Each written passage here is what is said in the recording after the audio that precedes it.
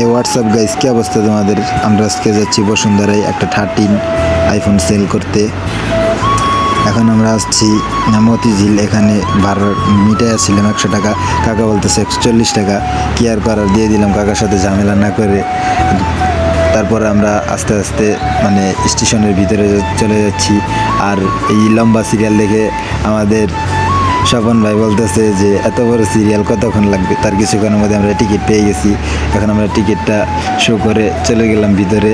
আমি যাইতেছি, আমি একটু লেট করছি। স্বপন ভাই উপর থেকে হাসতেছে যে তুই পিছিয়ে পড়ছিস। আর মেট্রো রেল নিয়ে তেমন কিছু বলার নাই। আর বাংলাদেশের মেট্রো বলে কথা, কোনো সময় ভিতরে ঢুকে সিট পাওয়া যাবে না বা সিট পাওয়া যায়ও না, এভাবেই যাইতে হয়, কিছু করার নাই। আর মেট্রো রেল থেকে বাইরের ভিউটা দিনের বেলায় অনেক সুন্দর লাগে, জাস্ট বিকেলবেলা আরও বেশি সুন্দর লাগে। আমরা যাচ্ছি একটু দুপুর টাইমে, সেই জন্য আর কি একটু অন্যরকমই হইতেছে। তারপরে আমরা এই সুন্দর ভিউটা উপভোগ করতে করতে চলে গেলাম কারওয়ান বাজার। এখানে নাইমা আমরা হাঁটতে হাঁটতে চলে যাইতেছি এখন স্টেশনের বাইরে। এখান থেকে একটু হাইটা যাইতে হবে। আর হাইটা যাইতে যাইতে এই যে বসুন্ধরার সামনে এসে পড়ছি। ওরা আমার জন্য ওয়েট করতেছে, আমি একটু পিছিয়ে পড়ছিলাম।